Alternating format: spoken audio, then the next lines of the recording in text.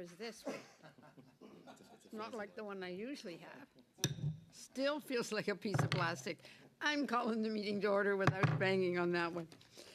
Okay, welcome to meeting number 113 of the Standing Committee on International Trade. A message, of course, on the audio feedback. Before we begin, I need to ask all members and other in-person participants to consult the cards on the table for guidelines to prevent audio feedback incidents. Please take note of the following preventative measures in place to protect the health and safety of all participants, including the interpreters. Only use the black approved earpiece. The former gray earpiece must no longer be used. Keep your earpiece away from all microphones at all times. When you're not using your earpiece, please place it face down on the sticker placed on the table, and thank you all for your cooperation. Okay, today's meeting is taking place in a hybrid format. For members in the room, please raise your hand if you wish to speak. For members on Zoom, please use the raise hand function. Clerk and I manage to speak in order as best we can. All comments go through the chair. Any technical issues arise, and for the members who are on Zoom, if you have any issues about hearing clearly, please let us know. I will now open the floor for discussion. Mr. Williams, by the way, congratulations and welcome to our committee. Thank you very much, Madam Chair. Very, very happy to be here. I'm leaving the Industry Committee. I think we're on our 100th and 190th meeting on C27, so it's nice to leave that committee. But I know it's good work, and we had a very collaborative and cooperative committee, and we're looking forward to that here in the International Trade Committee. Madam Chair, thank you very much for convening this meeting. We did fill a 1064 through the Standing Order 1064, sent a letter to the committee, the members of the Conservative Party and the NDP, to have this meeting today. And what we feel right now is we're dealing with potentially the greatest trade crisis of our time. We have two fronts that are facing us right now. On one hand, we have what seems to be a close relationship with the U.S. that is cooling. And we've seen an announcement, everyone saw the announcement last week, where the U.S. almost doubled the softwood lumber tariffs onto Canada. Even though Canada really has had a great trading relationship for a long, long time, $1 trillion worth of trade between the borders, about the largest trading relationship in the world. And of course, we had a U.S. $52 billion announcements for battery manufacturing assembly in Canada, which those batteries are assembled to cars manufactured in the U.S. And when we talk about what's at stake here, it's jobs. 2 million jobs are attributed to our trading relationship with the U.S. directly and indirectly. And the auto industry is the one specific we're focused on that employs 500,000 people in Canada. It's an industry worth $18 billion to this country. And this industry right now is under threat because, on the other hand, what we face is a contentious relationship with China. We've had allegations of foreign interference.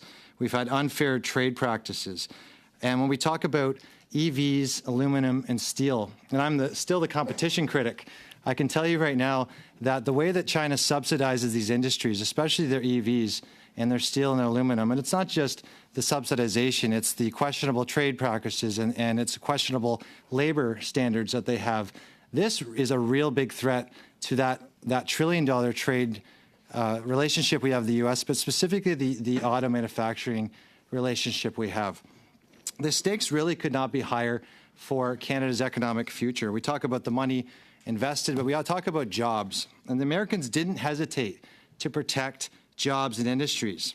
Canada right now and Canadians are waiting 3 months to hear whether the Canadians are going to mirror the tariffs that have been put on those industries that the Americans made that announcement back in May. And the Americans didn't hesitate. By not matching tariffs, we risk being seen as a weak link in the North American supply chain. Hesitation drives away investment. And retaliation, of course, is something we look at, but it's not something we can avoid by being passive. In fact, our inaction invites further aggression from countries like China, who will see our delay as weakness and capitalize on it. We're not going to be able to stop the amount of cars coming in. Tariffs don't stop EVs from coming into Canada. They'll certainly, though, slow them down. And we risk certain effects as if these vehicles enter Canada and they find their way backdoor to the U.S. market, we further aggravate that Canada-U.S. relationship. Canadians deserve to know why it's taking so long to protect their jobs and industries, and it's been 3 months since the U.S. implemented these tariffs. How much longer will Canadians have to wait? The government must explain why it's dragging its feet when our economic future is at stake. The consultation the government conducted, and we've talked to quite a few of the stakeholder groups involved in that consultation, has been thorough, but it clearly isn't comprehensive enough. And certain stakeholders have stated that we haven't covered, for instance, data. And the fact that these vehicles coming into Canada and the U.S. are conducting a comprehensive study right now, and we were studying part of that in the industry committee with C27, is what these vehicles, the data that Canadians will give them, where it's stored, and what it's used for with state-owned China. Secondly would be the unfair labor practices, and thirdly would be the broader economic impact. Canadians deserve nothing less than to study this trade crisis, and therefore, Madam Chair, I read the following motion to the committee. That given the risk of heavily subsidized Chinese-made electric vehicles posed to over 600,000 Canadian workers in the steel, aluminum, mining, and auto manufacturing industries, as well as risk to the $52.4 billion of taxpayers' money the federal government has spent on corporate subsidies for the electric vehicle industry in Canada, the committee began a study of at least 8 meetings into the impact of tariffs on local industry and use of trade remedies to protect against Chinese electric vehicles, with 4 meetings held before September 30th, 2024, and that the meetings consist of 1 2-hour meeting with the Honourable Mary Ng, Minister of Export Promotion, International Trade and Economic Development, and officials from Global Affairs Canada on the issues of tariffs and impacts on local industry. 1 2-hour meeting with the Honourable Chrystia Freeland, Deputy Prime Minister and Minister of Finance, and officials from the Department of Finance. 1 2-hour meeting with the Honourable Francis Philippe Champagne, Minister of Innovation, Science and Industry, and officials from the Department of Innovation, Science and Economic Development. 1 2-hour meeting with the Honourable Melanie Joly, Minister of Foreign Affairs, and officials from the Department of Global Affairs, and at least 4 meetings with stakeholders deemed relevant to the subject. That the committee request copies in both official languages of all submissions made to the federal government's public consultation, which ran from July 2nd to August 1st, 2024, on protecting Canadian workers and electric vehicle supply chains from unfair Chinese trade practices. That the copies be sent to the clerk for distribution to committee members prior to the commencement of the study. That the committee report its findings to the House, and that the committee immediately report to the House of Commons that the government immediately match the United States tariffs on Chinese electric vehicles, steel, aluminum, critical minerals, and EV batteries and battery parts, and remove Chinese-made vehicles from all federal electric vehicle subsidy and rebate programs. Mr. Williams, do you have that available for the committee members in English and in French? Yes, Madam Chair. As far as I'm aware, they've been submitted to the clerk electronically. If you could get that distributed so everyone has it in front of We them. will do that right away. I'm sorry. Yeah, I'm, Do you have it electronically that I can distribute to the members online?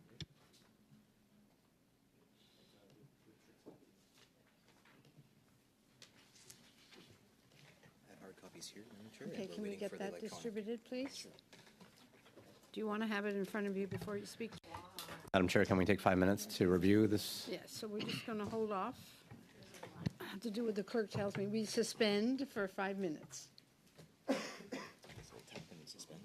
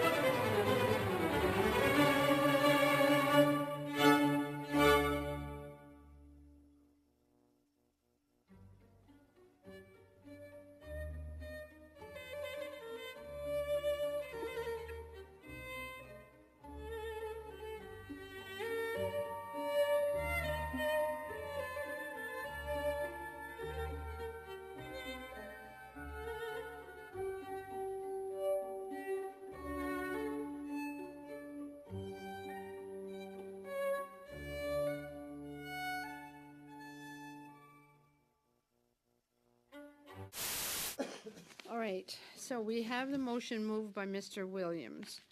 And I have a speaking list, and I'm going to just say it out quickly. Mr. Sidhu, Mr. Baldinelli, Mr. Aria, Mr. Genius, Mr. Savard Tremblay, Mr. Moyes, Mr. Sheehan. Okay, that's currently the speakers list. I'm going to turn the floor over to Mr. Siju at the moment, okay? Well, thank you, Madam Chair, and look, good to be back here in the summer. I've never seen so many tourists around Parliament Hill, but look, it's no secret that the government has always been there to grow industry, protect workers, and we're number 3 in the world after the U.S. and Brazil for foreign direct investments coming to Canada. That means industry and companies from all around the world are coming to Canada to set up shop, creating thousands of jobs in the EV sector alone, as we heard earlier today. Over $50 billion have been invested by companies, and that's attracting workers, thousands of workers to set up shop. Last week alone, Goodyear announced roughly a $500 million investment to create hundreds of more of jobs for tires that will go on some of these EVs. So definitely we're there to make sure that we're protecting workers. There was a consultation period that just finished, as my colleague mentioned earlier. It was roughly a 30-day consultation period that we want to make sure we hear from industries. As we know, previously there were retaliatory measures from China that impacted a variety of sectors, whether we're talking about agriculture, we're talking about steel and aluminum, and so we want to make sure that we do this right. And so this is our number 1 priority for our government, to make sure that we do get this right. When we look at the EV sector in my riding alone in Brampton East, Stellantis is creating hundreds of jobs and making electric vehicles. We'll be soon making electric vehicles there. And so we want to make sure we continue incentivizing the industry to set up shop here with tax incentives like in Budget 2024 to continue growing the industry. And we're seeing that across the board, and no doubt about it that workers are looking forward to seeing more of that, and we want to make sure we continue to protect the industry. But coming back to what the Conservative Party is saying about jobs and workers, of course it's important to us. What we've seen in the past when Pierre Poilievre was a cabinet minister was over 40,000 auto sector jobs were lost during that period. And we want to do the exact opposite to protect those jobs and keep them in this country. And so coming back to this motion here, there are some, I agree it's an important study and we should be doing it, but definitely there are some minor corrections that we need to think of, and I want to get those on the record for the members that are on video as well. So on the third line, you'll see risk, roughly over $50 billion of taxpayer money the federal government has announced.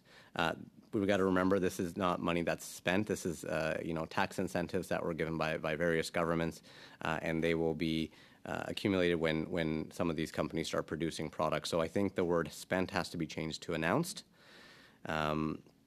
On the last, sorry, 1, 2, 3, 4, 5. So on the 6th line down, you're going to see. Just a point of order, Madam Chair. I do want to clarify: is an amendment being moved, or are we just hearing sort of a discussion about prospective changes?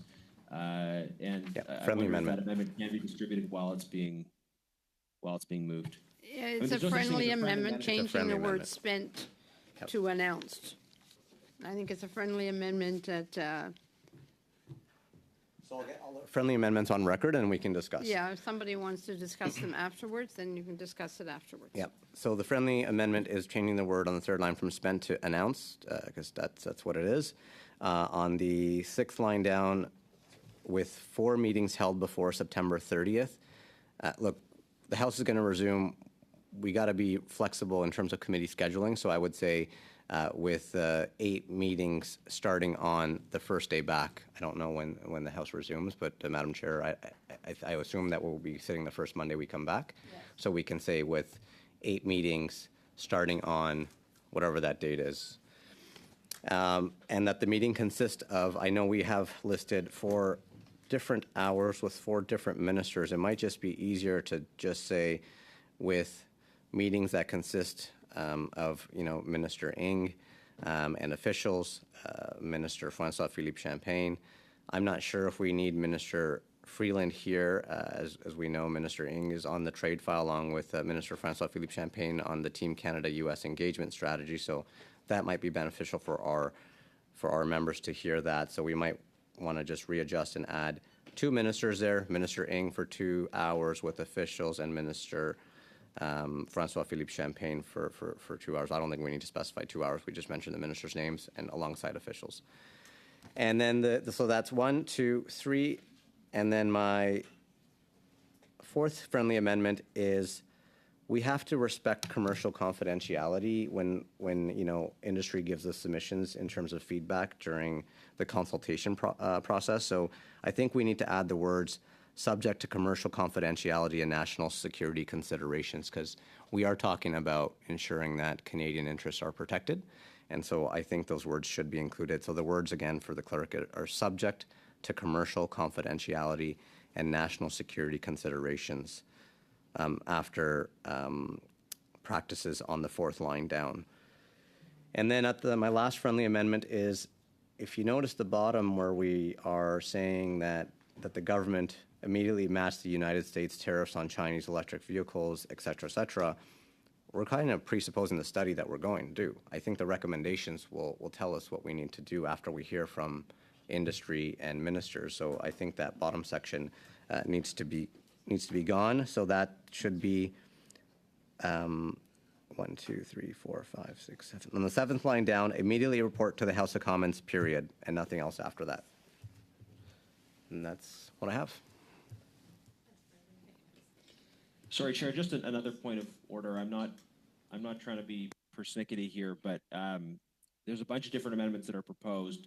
The term friendly amendment was used. That doesn't exist in the standing orders. A member can propose an amendment, or they can propose a series of amendments, and things can be adopted by unanimous consent if it exists. If not, things have to be debated. So I'm just Yeah. it's all one amendment, and if so, it's now subject to debate. Yeah, I appreciate your comments. So there's been several suggested amendments, and I'm not sure how to do this.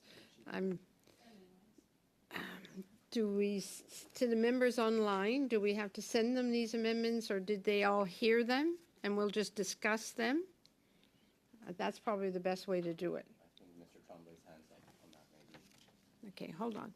Mr. Savard-Tremblay, do you want to speak to the amendments that are been proposed by Mr. Sidhu? I would like to receive them. And if we have amendments, would it not be relevant to share them all now so that we can discuss them? Yeah, I would think it would be helpful if we had these in writing to get to you, but we don't have them, so I think we have to deal with them one at a time. They're not huge amendments, but if they're amendments that the mover of the motion is okay with, then I would imagine the others in the committee will probably be all right with it as well. Mr. Williams, I've got my speaking list here, but can Mr. Williams speak to these amendments? So that might be the easiest way to do this. Thank you, Madam Chair. And I certainly want to hear from the rest of the committee on these. I do support if you want to do one amendment at a time, have the speaking and then vote them. I think we can agree to look at these amendments separately. Specifically, if I'm talking about the First Amendment, and you can get your speaking order, certainly to change the word spent to announced would be something. I know we don't have a friendly amendment, but something our side would be okay with, to change that word. And if you want to, and I'm just going to announce, of the four that are announced, the only one, well, the main one we have contention with is just removing some ministers. Each one of these ministers has a part to play with this trade agreement or with the relationships we've mentioned. Each one of those ministers is responsible for these trade agreements and the seriousness that comes with this. So that would be one that we would not be prepared to vote for. But if you want to start, Madam Chair, with the First Amendment, then I'd be happy to hear from the rest of the committee. So Mr. Williams has said he has no objection to changing the word spent on the third line to announced. So if I don't think anybody has any objection to that. Mr. Savard-Tremblay, do you follow it? Yes. Okay, so That's fine for me so far. that amendment will just be done as a friendly amendment, okay? The other, now, Mr. Sidhu mentioned the issue of the 4 meetings. Maybe the best way to have that laid out is that it be commenced immediately upon resumption of the committee in September. This be the first order of business. Yes, we would agree with that. That's okay? So we'll just, it'll be the first order of business when we come back in September. Si vous me permettez, est-ce que cette... If I may, committing to 4 meetings by September 30th, does that remove any flexibility to look at any emergencies that might arise? Yes, Mr. Baldinelli? To my colleague's question, and I thought it was read into the record that we're changing the 4 meetings before September 30th to a wording that would consist of with 8 meetings starting on September 16th, and that the meeting consists of, and then we list. So we immediately start on September 16th. 8 meetings. It doesn't preclude a minister appearing, not on the 16th, but maybe on the next day, and we can maybe on that first day begin with stakeholders, but 8 meetings at the beginning. Which is basically what I have suggested. The very first order of business to start will be the 8 meetings that we are committing to with this study. And if there was an emergency, Mr. Savard-Tremblay, you would bring it to the committee and ask the committee for a change, right? Okay. So, En fait, c'est justement, je voudrais... I would have another proposal. It would be quite different for the meetings. I would like to propose that we ask for 1 hour per minister, so we could have 2 meetings instead of 4. And I would propose that we have 3 additional meetings after that instead of 4.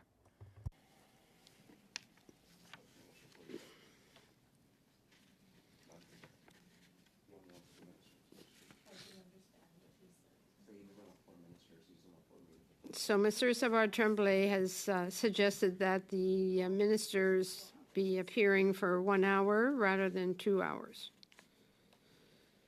Any discussion on that? Mr. Williams. En sorte qu'on aura au final une étude de 5 séances. So we would have 5 meetings. A total of 5 meetings rather than 8? Oui, parce que les deux... Yes, because we could have 2 with ministers instead of 4, and 3 additional meetings for other witnesses. Mr. Genius, your hand is up.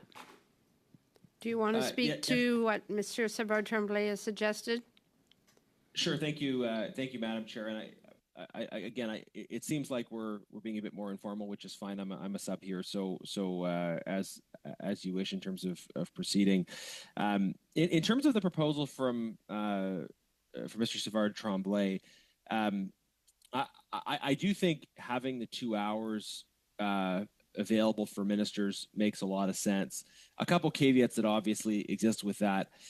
Number one, the committees don't have the power to compel ministers to appear. So if we ask a certain number of ministers to appear for 2 hours, there's the possibility that we won't get them for that time. There's also the possibility that we won't get them at all, and it is what it is. I do find that in a 1 hour period, you have, in any committee I've been on, you have the process of getting organized. The minister provides their testimony, and then that leaves fairly limited time to actually get through the remaining parties. It means that not every person who's a member of the committee even gets to ask a question typically, unless they're splitting rounds. So I do think that the 2 hours is important for providing substantial exchange. Now, I think all 4 of these ministers are important. whether all of these ministers will show up for the time allotted seems fairly unlikely, and I can speak to why each are important. And I think I'll have a chance to speak more to this later on maybe, but I think there are many different issues that are engaged. There's economic issues, the impact on Canadian workers. There's also strategic issues, human rights issues. So I do think having the Deputy Prime Minister, the Minister of Foreign Affairs, and having sufficient amount of time to ask questions that cover some of those distinct themes. What's the impact on Canadian workers? We're also talking about various different industries, right? So there are likely specific issues with specific sectors.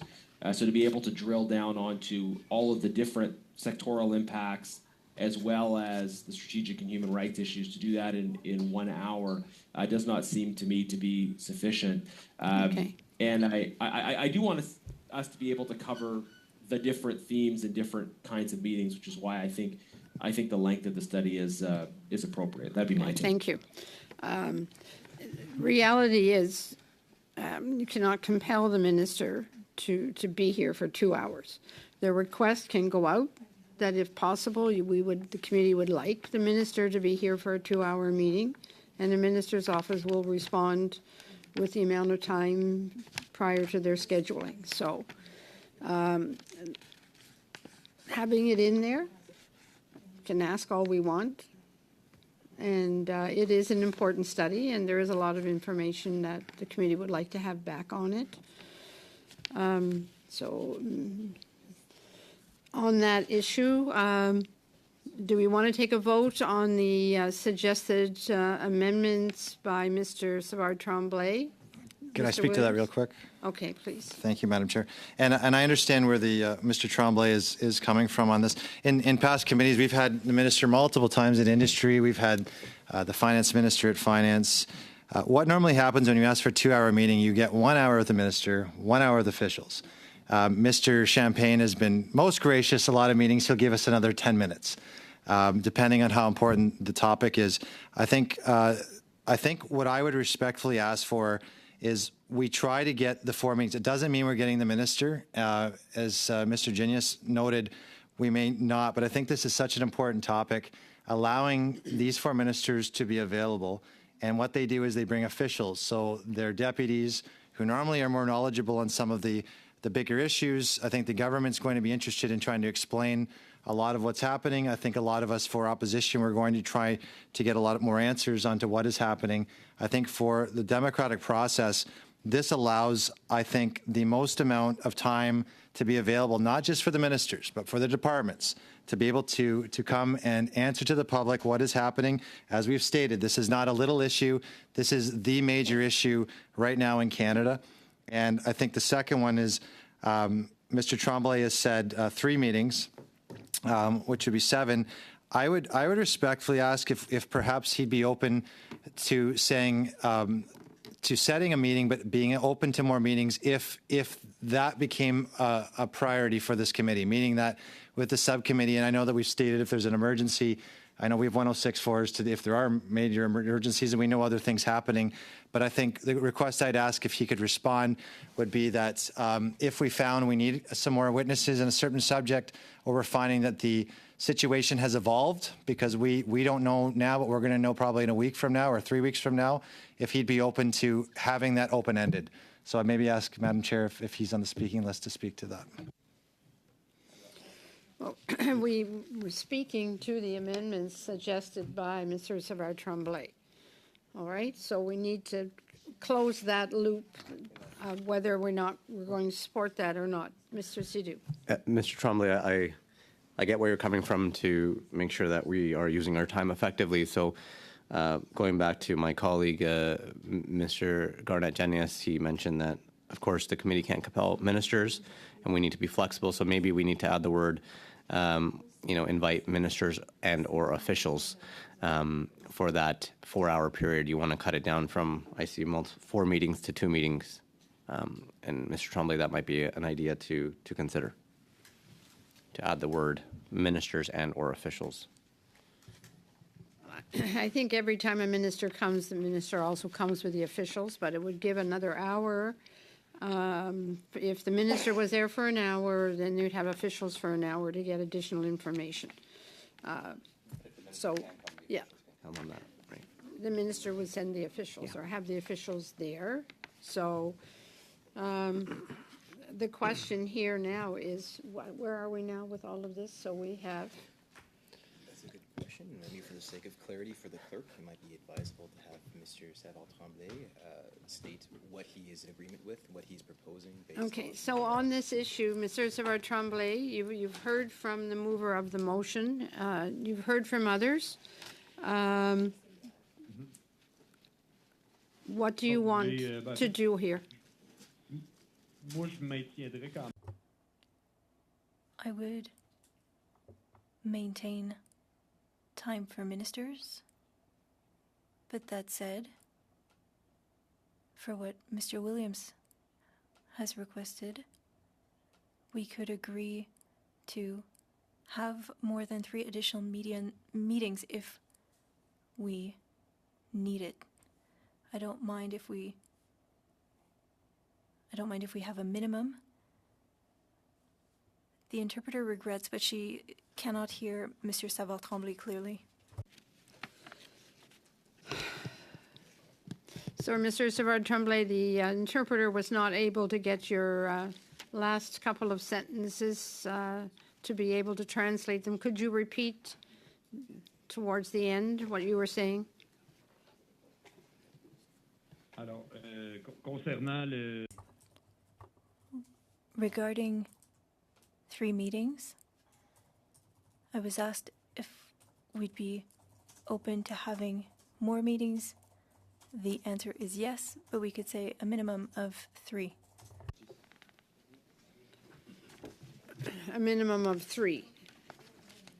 So rather than 8 meetings, we're talking about having 7 meetings. Right, so your proposal is to have 7 meetings. And those would include the minister and the minister's officials. Is everybody okay with having the 7 meetings? And the officials will be here with the ministers for their meetings. Everybody's okay with that? If nobody's objecting, I'm assuming everybody's okay with that? It would be the ministers coming for an hour and then the officials for the other hour. And that's the 4 officials that are listed. So then we're cutting down industry stakeholders because those would be 4 and 4 before. Yeah, well, it's, we've got Jolie, Champagne, Freeland, and Minister Ng. No, but I think it's important to hear from industry. So anyway, Terry has his hand up. Terry. Okay, you know what? I'm going to suspend the meeting for a few minutes while we try and sort out a few of these things because it's going to take too long and we're not going to get anything accomplished today. So I'm just going to suspend the meeting for a few minutes while we try to get clarity on what it is, how we're moving forward, so we all understand it. So if we could just hold on. I'm suspending for a few minutes.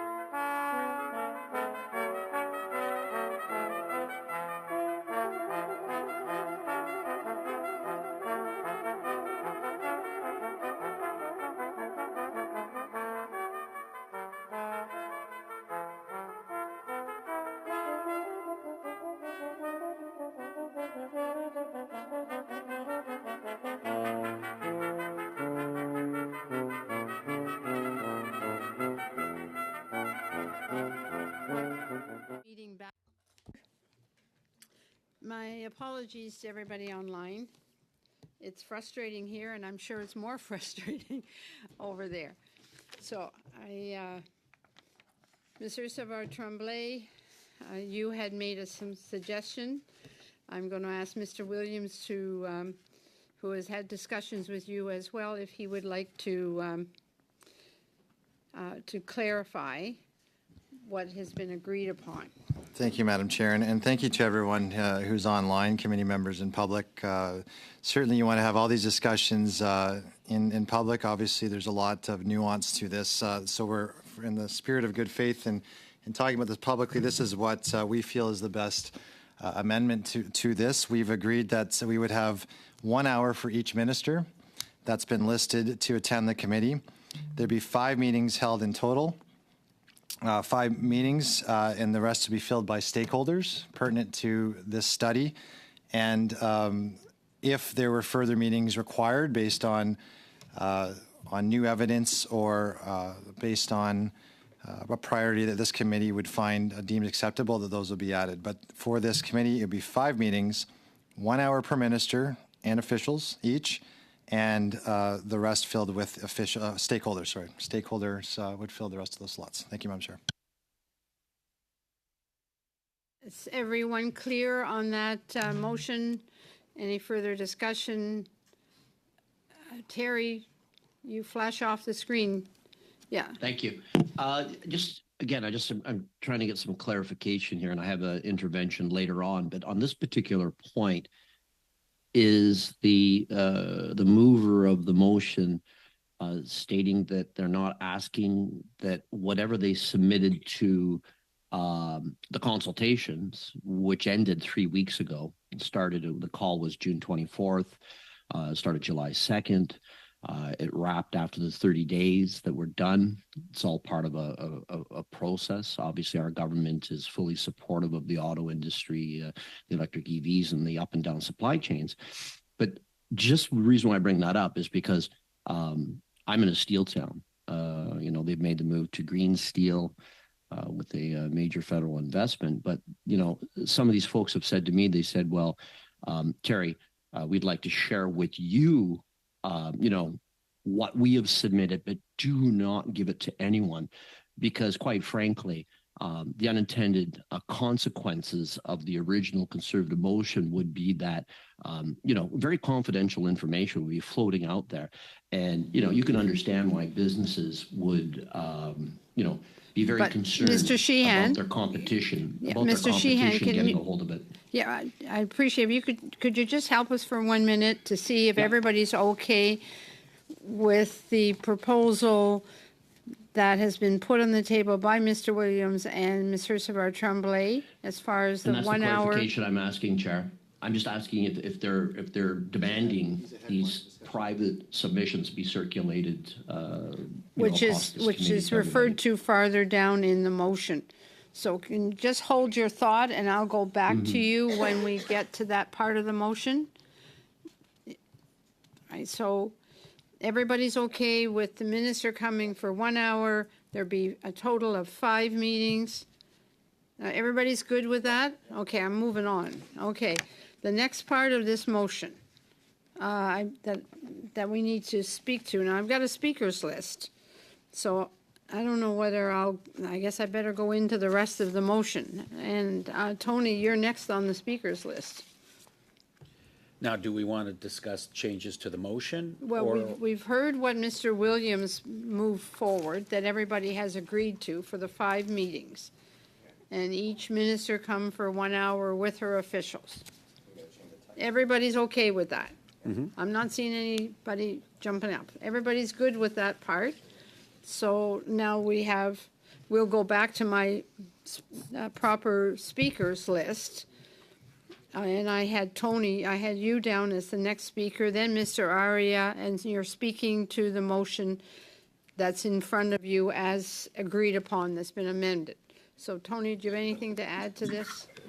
Madam Chair, I'm sorry to jump in here Yeah. with a point of order, but if it's been agreed upon, then aren't we done discussing it? I wish we were.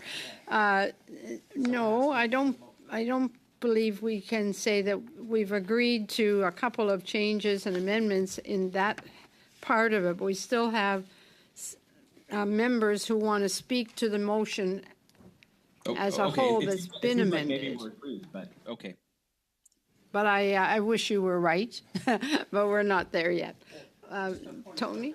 You as well, Madam Chair. Should we not discuss those proposed changes on the other aspects of this motion before we go to the general comments of the full motion for approval or adoption?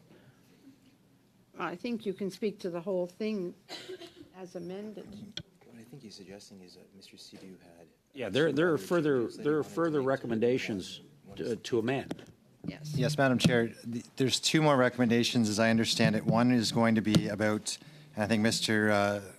Sheehan was trying to interject on that. Yes. Was the copies of the clerk of the public study. Yeah. If we can look at that, and the last part of that was our ask for this report to the House of Commons. So if we can deal with those 2, Yes. I think we'll be done the meeting today, unless anyone else has talked up to that. So if we want to talk to the first part, you had Mr. Sheehan on the call. He can speak to that. I know Mr. Sidhu had spoken, and I know Mr. Sheehan's going to speak about the commercial interest issues, of yeah. that. We're prepared to have an amendment show, and Mr. Sidhu perhaps is talking to that committee members perhaps only have access to that public consultation that was finished on, I think, August 2nd, and that committee members have access to that perhaps in accordance with other best practices of other committees, where we, through the clerk, where we submit our phones as a side and can go and view those documents as parliamentarians, that we'd be okay with that part of the motion being amended. Mr. Sidhu, though, you had that amendment originally.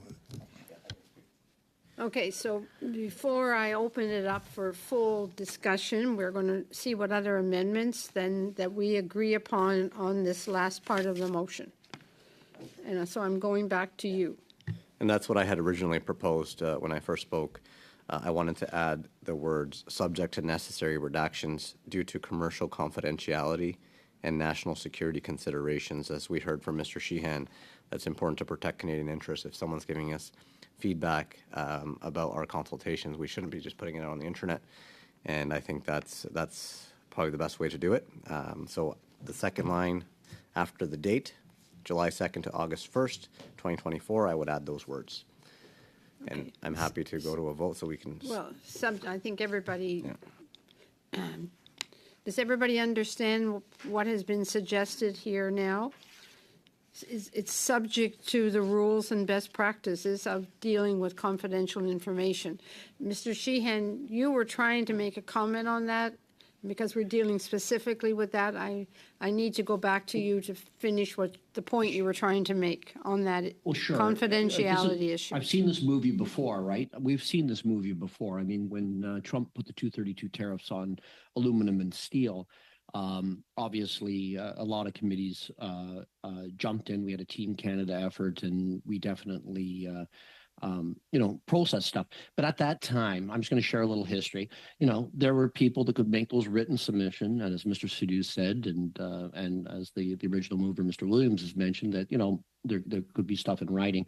But I also support that those people have the ability to come here. It's not like it be either and or, because an individual, whatever business that is, could come forward and still provide this committee with some great insight about the consultation process. This isn't the first time that we've done this. It's not the first time we've put tariffs on various things, including steel and aluminum. We put anti-tariffs, dollar for dollar, on the 232s that were launched on us. They were very successful. This committee did a lot of work on this.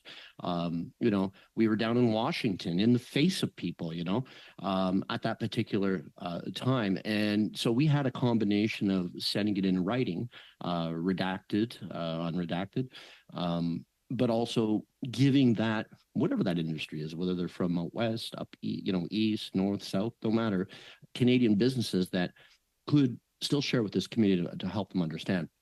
A lot of what we're talking about is a bit of the, proverbial barn doors, have already been open, and, all the Canadian industry and politicians have already been out on the horses with this, and this consultation has been done. But I think it's important that we still are informed and stay in step with this through the process, because I think this is going to lead on to other roads. This is something that we work on every single day. In Budget 2024, we had the Market Watch group set up. I would also like to hear about what, what's going to happen with those folks. Budget 2024 just happened, but also some of the other levers that we have as well. Now, that'll be covered by the officials, as already been pointed out by many people.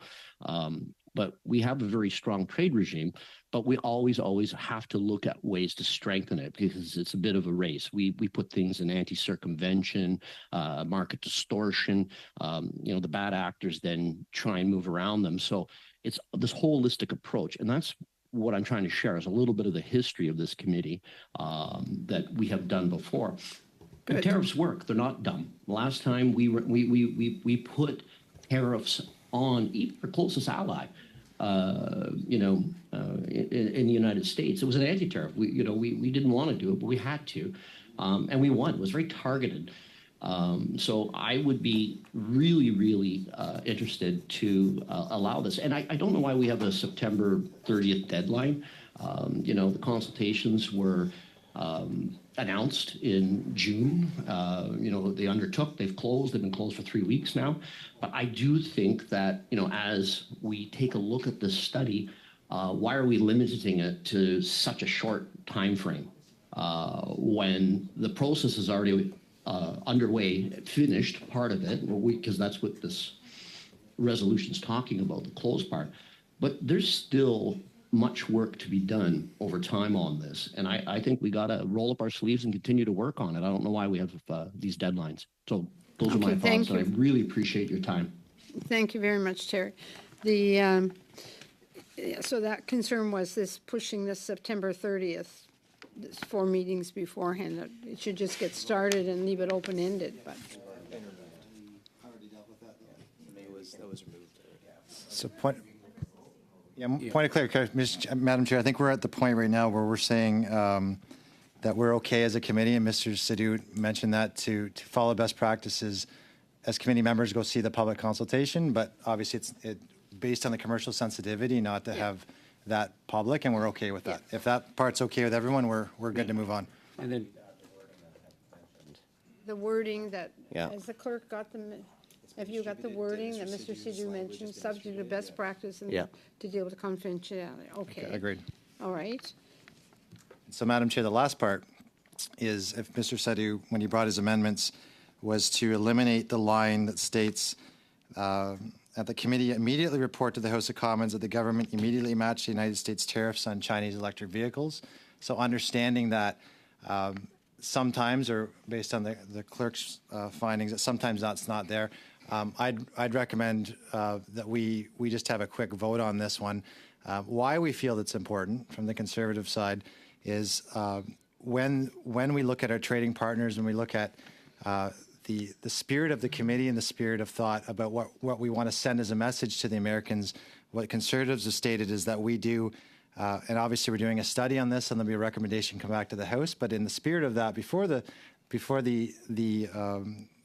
study starts and commences, that we make that statement to show that we believe in that we believe that tariffs should be there, that we match the Americans. So we're prepared just to state that we'd like a vote on this last amendment that Mr. Sidhu has made. We believe it should stay in. Mr. Sidhu believes it should be eliminated. So respectively, that's okay. We would just like a vote on that right now. My advice would be that it's perhaps asking to do two things in one. I don't know that I go as far as saying that it's procedurally out of order, but I would suggest that you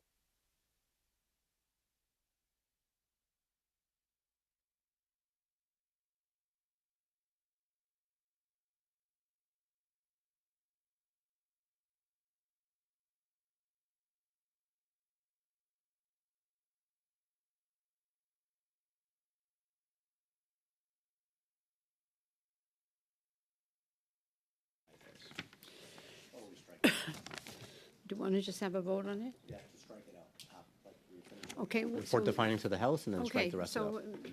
Manny, you've got the floor. Yeah, What are you so- suggesting? Yeah, as I originally suggested in my first intervention, that we remove all the wording after report its findings to the House. So period, that's the end of this, and then we remove the next three and a half lines after that. Okay. Did everyone hear that clearly? All right, I'm going to call for a vote on that as requested by Mr. Williams then. All right, and Mr. Clerk, would you please take the vote? certainly yes. We're voting to strike it out. Yes, Yeah, the question is on Mr. Mr. Sidhu's amendment to remove all the language after and report to the House the final statement in the motion there. So that would be the question, whether to remove. So a vote yes would remove that language from the original motion. That is Mr. Sidhu's amendment. I'll proceed to the vote. Mr. Uria? Yes. Madame Faultier? Oui. Mr. Mao? Yes. Mr. Sidhu? Yes. Mr. Sheehan? For. Mr. Baldinelli? No. Mr. Genuis? No. Monsieur Martel? No. Mr. Williams? And I'm finding, no.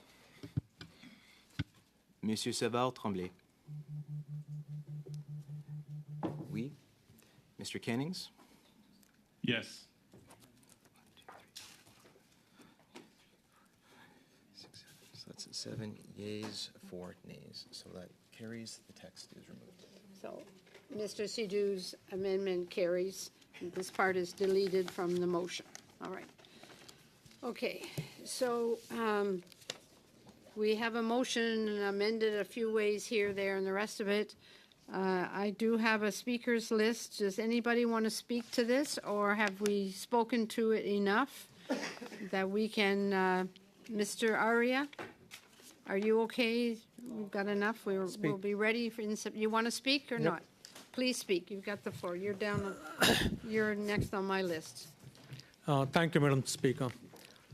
With respect to imposing import duties, my life has come a full circle. I was born in a country which traditionally had very high import duties to the tune of 200 to 300%. It was a poor country. It remained underdeveloped. I did not know that then. But being not part of a free trade, trying to protect the domestic industries through artificial barriers of import duties, protecting the domestic car industries, protecting the domestic two-wheeler industries. It remained underdeveloped for decades till it started reforms, economic reforms. It is quite interesting to see the developed countries like United States, Canada, and European Union. now coming back to moving away from free trade and imposing duties on the products, various imported products to protect the domestic sector. Anyway, the impact of this, we don't know what it will be. Better experts, much more wiser people than me can predict the future under this new regime of moving away from free trade and through the use of import duties to protect domestic sectors. Second, to my colleagues who have been asking that we follow the United States immediately in imposing the import duties on the Chinese electrical vehicles, I have this to say. Canada is not United States.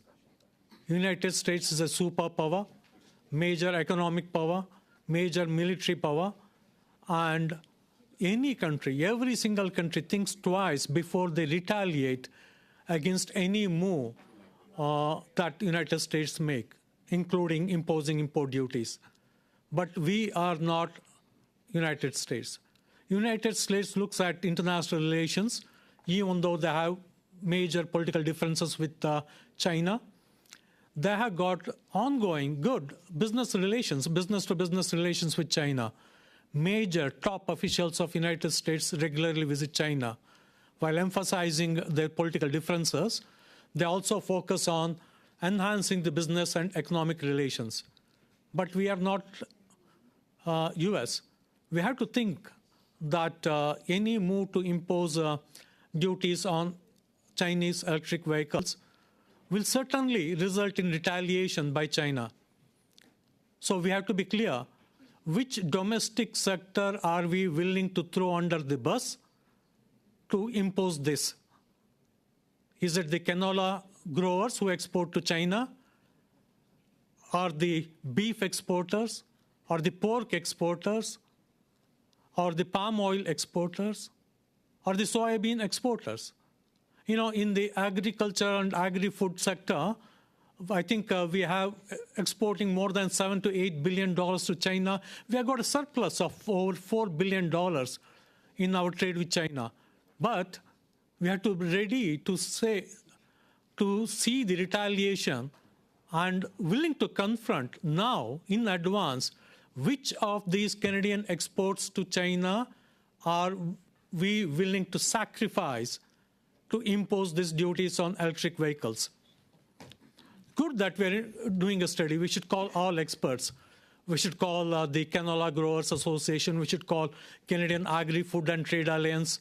We should call the experts who can guide us on how the imposition of import duties will affect our competitiveness in the medium to longer term. And I know you guys want to call the steel and aluminum sector people who are the biggest voices in this demand. But we have to remember that steel and aluminum sectors, all companies in Canada are owned by foreign companies. And these two sectors, they don't export to anywhere else in the world from Canada except for United States and Mexico. So they don't care if China or any other country imposes duties on Canadian exports to those countries. But here we are trying to protect the most protected steel and aluminum industries. And they get the biggest voice in these discussions. Anyway, I'm glad that we are conducting a study. I know my views will be in minority, but we need to, I'm glad we are going to invite the experts, the various exporting bodies, the sectors, bodies representing the various Canadian exports to different parts of the world, including China. Hopefully they'll be brought in. We can listen to their concerns, their views, their thoughts, and also listen to the experts who can say how the moving away from the free trade, how using the tariff to impose, to protect the domestic sector, how it will play in the long-term health of Canadian economy, Canadian sectors, and our competitiveness. Thank you, Madam Chair. Before we go any further, we need to move a motion to adopt the motion that Mr. Williams placed on the table as amended. Okay, Madam. We need to take that vote. Do you need a motion, or is it motion as amended, Mr. Clerk? It'll, I believe, be the motion as amended. Do we need a? Correct. The question is, do we need a recorded vote, or is there an agreement? I guess. Do we need a recorded vote? Do we need a recorded vote? We don't need a recorded vote. Okay? Everybody's good with that? Motion as So, amended is so adopted, motion's adopted? The motion is, Thank the you. motion as adopted, it's adopted. We know where we're going with this. I'm sorry it took so long for us to get there. But we are, Mr. Genius. By the way, congratulations to Mr. Genius. I was worried one time about multiplying the world, and now I know we have you here. Yes. Thank you. Thank you, Madam Chair. I appreciate that. So the motion is passed, I understand. I did want to make a few comments about the study, but I didn't want to do that before the motion had passed because I wanted to make sure we got that done. So given that it passed, I did want to add one comment about just, I think, the importance of the work that we are doing here. I appreciate Mr. Williams putting forward this motion. I agree with everything he said about the importance of protecting our economy, protecting Canadian workers. There is an additional piece of context, and that is the nature of some of these supply chains as they are coming to be dominated by the PRC. 3.5 years ago, Parliament voted to recognize that Uyghurs and other Turkic peoples in the PRC face an ongoing genocide. The Government of Canada has yet to join Parliament in recognizing that genocide. We would certainly hope to see that recognition soon. One component of this genocide is a horrific forced labor, ongoing targeting Mr. Uyghurs. Genius. Point of order. This does not relate to the 1064. Let's stay on topic. Just give me a moment here to. Okay, I'll give you know what, because I understand, I'll give you a moment, but it isn't related to the 1064, and it's been a strenuous afternoon here, and Okay, so right. please, I'll give you back the floor for a bit to finish your comment. Thank you, Madam Chair. It's just saying that when we talk about the fact that the PRC is coming to dominate the supply of electric vehicles, the risks associated with that, those are risks to our domestic sectors, but they're also risks in terms of human rights.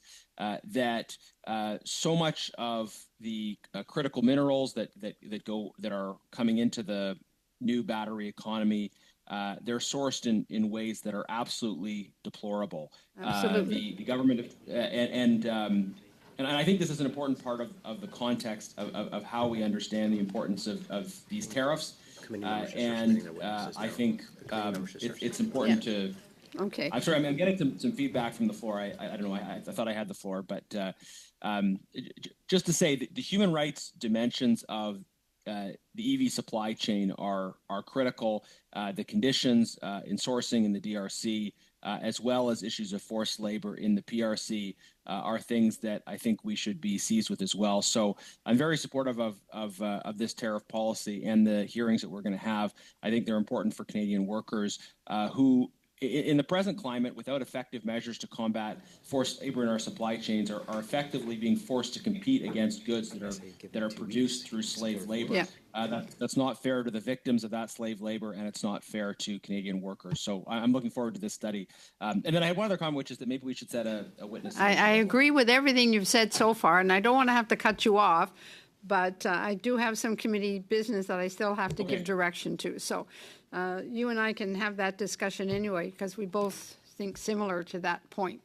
To the committee members, 2 weeks to get your witness lists in, so that the clerk will have sufficient time to get our witnesses lined up.